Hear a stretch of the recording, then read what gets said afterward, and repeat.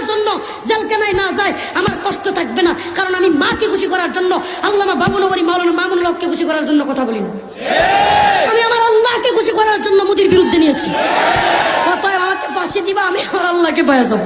আরে শুনেন, এই বক্তব্যের কারণে আগামীকালকে জেলে যাওয়া লাগতে পারে, রিমান্ডে যাওয়া লাগতে পারে, হামলা মামলা শিকার হওয়া লাগতে পারে, খোঁজ পরোয়া নেই। কথা বলি কার জন্য? জেলে যাব কার জন্য?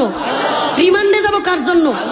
আরে আমি রফিকুল ইসলাম আল্লাহর কসম করে বলি, আমার আল্লাহর জন্য এমনি ভাবে কথা বলি, ইসলামের জন্য এমনি ভাবে কথা বলি, সত্য এমন ভাবে কথা বলতে চাই, সেই কথার কারণে যদি হামলা করে, মামলা হয়, রিমান্ডে নেয়, আর কোন বাংলাদেশের কি বলে আল্লামা বাবুনগরী মাওলানা মামুনুল হক সাহেবরাও যদি বিবৃতি না দেয় যে রফিকুল ইসলামকে ছেড়ে দেওয়া হোক, আমার মাও যদি আমার জন্য জেলখানায় না যায় আমার কষ্ট থাকবে না, কারণ আমি মাকে খুশি করার জন্য, আল্লামা বাবুনগরী মাওলানা মামুনুল হককে খুশি করার জন্য কথা বলি না।